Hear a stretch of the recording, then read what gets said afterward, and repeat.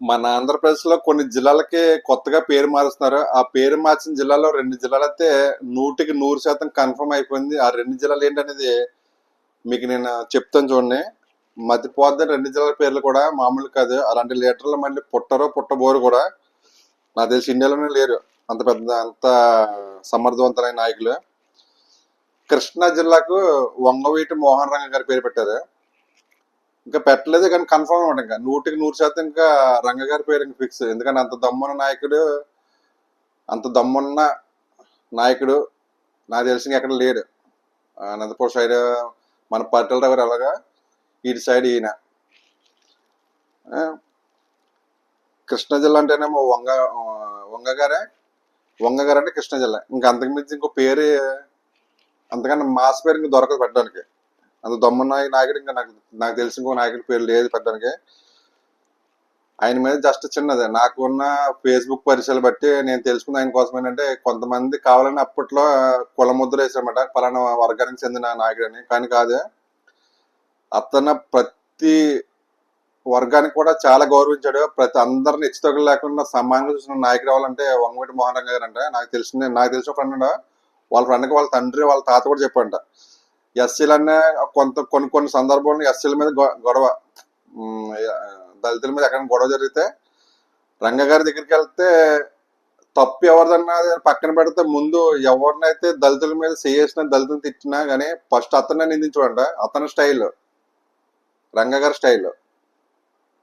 అంత గొప్ప నాయకుడు ఆయన. అలాంటిది ఆయనకి జస్ట్ కులముద్రను వేయడం అనేది చాలా తప్పు. అప్పుడే జస్ట్ అలాంటి సహజం అనుకో. సరేనా, నేను చెప్తున్నా. నా ఫ్రెండ్ చెప్పిన అంటే ఒక్కన టైంలో ఇంటికి రిక్షా 100 కుటుంబాలకు ఒక కుటుంబంలో రిక్షా ఉంటేనే గొప్ప అలాంటి ఆ టైంలో ఆయన దళితులకి ఎస్సీలకి కొన్ని వందల రిక్షాల ఫ్రీగా ఇచ్చివంట.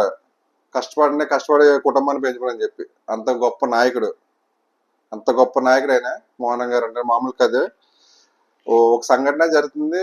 సంఘటన నా ఫ్రెండ్ రియల్ గా చెప్పాడనమాట. వాళ్ళ తాత రియల్ గా దగ్గర నుంచి చూసిన సంఘటన ఉండేది. ఇలాగ దళితుల్ని కావాలని చెప్పి లారీ డ్రైవర్లు కొడితే రంగగారి దగ్గరికి వెళ్తే పిలిపించి ఎవరు తప్పు అనేది కాకుండా లారీ డ్రైవర్ని పక్కకి తీసుకెళ్లి అతని స్టైల్లో ఎలా చెప్పాలో చెప్పాడంట. వచ్చి దళితులు కాల్ పెట్టినంట ఆ లారీ డ్రైవర్. ఇది రియల్ గా జరిగిన స్టోరీ ఇది. అంత గొప్ప నాయకుడు. అసలు హెచ్చుతగ్గు అంటే ఎక్కడ ఉండదంట.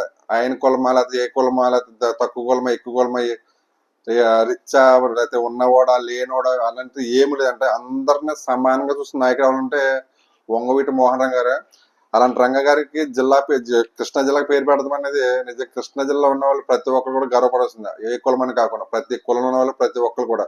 అంత గొప్ప నాయకుడు, మామూలు నాయకుడు కాదు నిజంగా. అలాంటి వాళ్ళు చాలా అరుదుగా పుడతారు. ఇంకా నాకు తెలిసి అరుదుగా పుడతారా.